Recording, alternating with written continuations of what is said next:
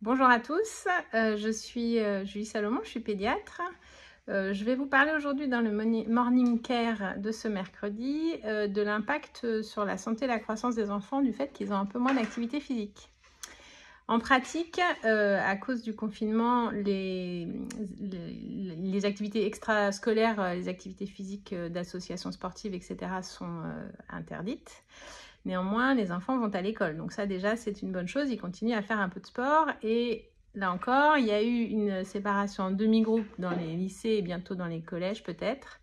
Ce qui fait qu'ils auront un peu moins d'activité physique. Donc c'est sûr qu'il faut essayer de pallier à ça.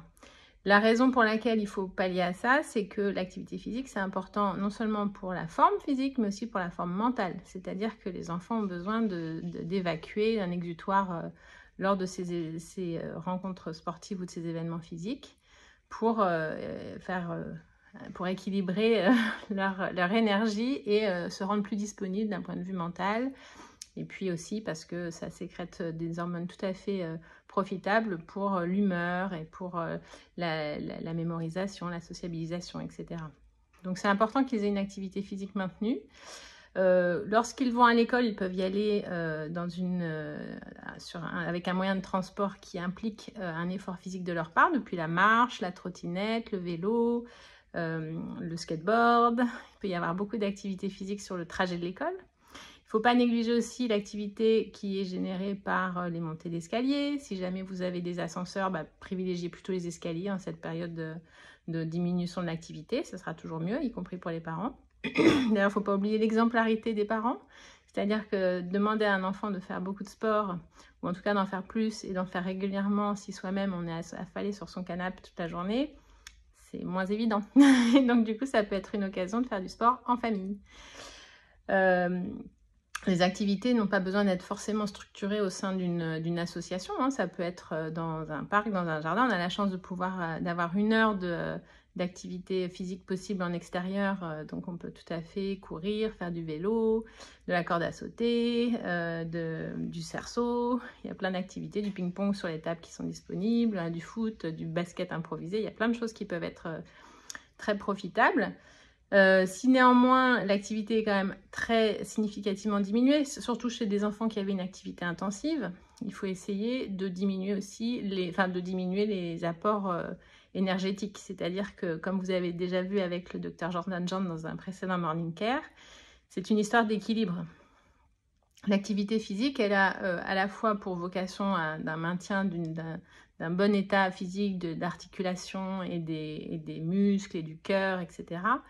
Mais elle a aussi pour vocation à compenser un petit peu les excès énergétiques qui peuvent être faits dans notre alimentation moderne, qui n'est pas toujours très équilibrée. Donc il va falloir plutôt travailler sur l'équilibre alimentaire, essayer de diminuer tout ce qui est grignotage et les aliments trop gras, trop salés, trop sucrés, qui vont augmenter les apports énergétiques. Et s'il y a une baisse des dépenses, sinon ça risque de faire du gras. Les enfants comme les adultes peuvent faire du gras et être en surpoids.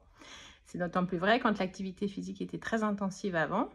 Les enfants ont pris l'habitude d'avoir un bon coup de fourchette. Il faut essayer de les freiner un petit peu s'ils ont vraiment beaucoup réduit leurs dépenses. Sinon, l'activité qui est recommandée de façon générale pour les enfants, c'est environ 1 heure d'activité non sédentaire par jour. Donc ça veut dire se déplacer, monter des marches, marcher, sauter, courir dans une activité normale. On peut considérer qu'une demi-heure d'activité sportive, c'est-à-dire un peu plus intense, est correcte. Donc entre une demi-heure et 1 heure d'activité, on considère que c'est la norme. Mais là encore, c'est en fonction de ce qui était fait avant par l'enfant. C'est-à-dire que si avant il faisait 6 ou 8 heures par semaine, de sport intensif, il faut effectivement lui maintenir un niveau correct pour pas qu'il y ait une différence trop importante. C'est beaucoup une histoire de delta de différence qu'il peut y avoir entre ce qu'il faisait avant et ce qu'il va arriver à faire pendant cette période de confinement. Après, il ne faut pas trop s'inquiéter, ça reste un confinement qui est malgré tout assez transitoire, même si on a l'impression que c'est trop récurrent. Et comme c'est transitoire, ça n'a pas un impact majeur, c'est vraiment plus pour essayer d'éviter d'avoir des impacts de prise de poids ou de baisse de morale. C'est surtout ça qui va être rapidement visible. Ça n'a pas d'impact au long cours sur la santé de votre enfant. Enfin, il faut savoir que quand même, l'activité physique, même dans une période de confinement, ne doit pas être faite de façon un peu anarchique, c'est-à-dire qu'il ne faut pas négliger l'échauffement, surtout quand c'est une activité qui va être un petit peu intense. Pas négliger l'hydratation, bien boire de l'eau, bien aérer. N'oubliez pas que quand on est en pièce confinée et qu'on fait du sport, on a une propension à produire beaucoup plus de gouttelettes. Donc si jamais il y a une histoire de risque infectieux, il faut vraiment bien aérer dans la pièce dans laquelle on fait du sport, donc enfant comme adulte. Et a fortiori, si on peut le faire à l'extérieur, c'est mieux. Voilà, bah écoutez, j'espère que ça répond un peu aux questions. En tout cas, ne vous inquiétez pas. La période de confinement, même si ça dure 1 mois ou 2 mois, n'a pas de répercussions majeures, en dehors éventuellement du moral et du poids. Et donc pour le moral comme pour le poids, une journée structurée, des repas équilibrés, une activité physique régulière, et puis on essaye de tenir bon, et puis ça ira mieux après. Voilà, et puis au revoir